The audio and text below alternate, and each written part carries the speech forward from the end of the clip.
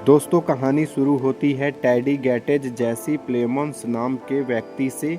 वो मधुमक्खियों का पालक है, लेकिन असल में वो एक गहरे मानसिक दर्द और अव्यक्त गुस्से से ग्रसित है। उसकी माँ उस दवा की वजह से जिनका कंपनी ऑक्सोलिथ ने बनाई थी कोमा में है।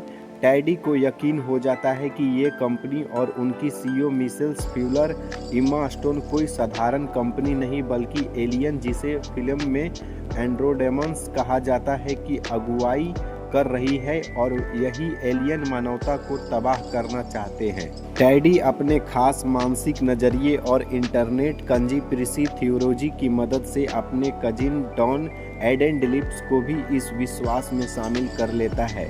फिर वे मिशेल को रात को घेर लेते हैं मास्क पहनकर और अचानक उसे अगवा कर लेते हैं।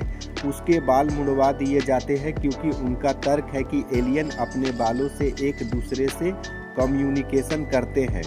उसने संक्रमित क्रीम लगाई जाती है ताकि वह किसी को संकेत न भेज सके और उसे एक बेसमेंट में बंद कर देते हैं। इसके बाद फिल्म के कई दृश्यों में टेडी और डॉन मिशेल को फिजियोलॉजिकली और फिजिकली टॉर्चर करने की कोशिश करते हैं, उसे भ्रमित करने और कबूलियत दिलवाने के लिए, ताकि वो अपना गुप्त एलियन पहचान स्वीकार कर ले। फिल्म का बहुत बड़ा हिस्सा इसी कैप्टिविटी और संवादों पर है, जहां एक और मिशेल कड़क, आत्मविश्वासी और हिंसाहीन तरीके से खुद को बचाने की कोशिश करती है। वहीं दूसरी तरफ टेडी पागलपन और गहराई से सीधे हुए विश्वास के बीच संघर्ष करता है। निर्देशक जानबूझकर दृश्यात्मक और सिनेमाई तकनीकों का प्रयोग करते हैं। जब टेडी पूछताछ करता है तो कैमरा लो एंगल से उसे दिखता है और मिशेल को हाई एंगल से, ताकि उनके मचट पावर डायनेमिक और डर उत्पीड़न और पावर असंतुलन की शक्ल दिख सके। धीरे धीरे मिशेल ने अपने कैप्टर्स के साथ बातचीत में मोड़ ला दिया। उसने टेडी को यह विश्वास दिलाने की कोशिश की शायद वो गलत है और कि उसकी माँ जिस दवा की वजह से कोमा में है उसकी जिम्मेदारी सिर्फ ऑक्सोलिथ ही नहीं हो सकती, लेकिन साथ ही उसने यह दलील दी कि एलियन, अगर वो असल में है, इंसानों को विनाश के लिए नहीं बल्कि एक नई दिशा देने के लिए मौजूद हो सकते हैं।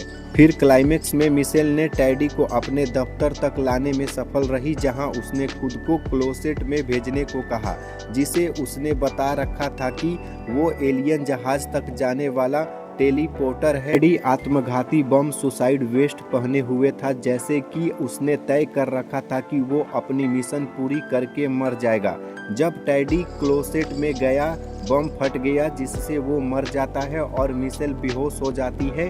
वह एक एम्बुलेंस में पाई जाती है, लेकिन फिर उसने ऑफिस वापस जाना तय किया, क्लोसेट में फिर से दाखिल हुई और एक पल में वो रिलीव्ड होती है कि वो असल में वही एलियन क्वीन है जिसे टेडी हमेशा मानता आया था। अंत में वो अपने एलियन साथियों के साथ मिलकर फैसला करती है कि मानवता जो उन्होंने खुद बनाई थी असफल रही है।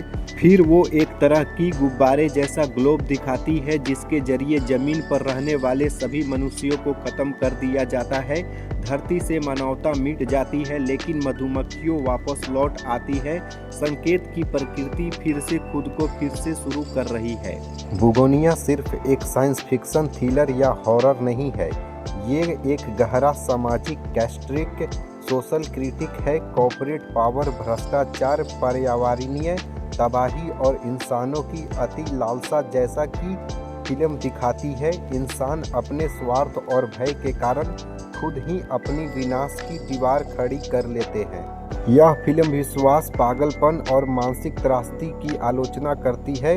ये दिखाती है कि कैसे एक इंसान का दर्द, अविश्वास या भय इंसानियत और तर्क को छोड़कर एक कट्टर हिंसक विश्वास में बदल सकता है।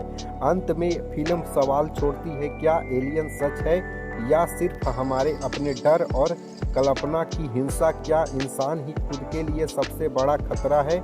और अगर किसी ने उन एलियन को मार गिराना है तो क्या वो इंसान नहीं होंगे? ये सवाल हमारे समय के कॉर्पोरेट नियंत्रण, पर्यावरणीय गिरावट और मानवीय सुरक्षा की गहराइयों से जुड़े हैं।